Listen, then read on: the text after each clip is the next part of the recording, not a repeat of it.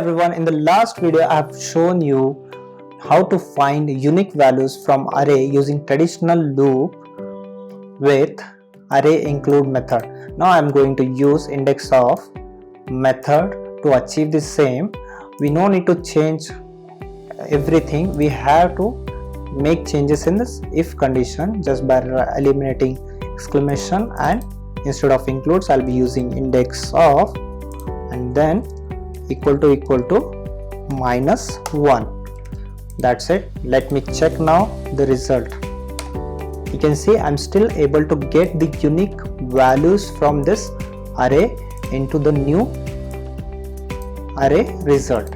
And again, instead of using result, if you are going to use elements, in that case what you have to do, instead of result just use this elements, and instead of -1 you can use I, which will give you the same result what you are expecting. So you can see here I'm still able to get the result what I am expecting. Thank you.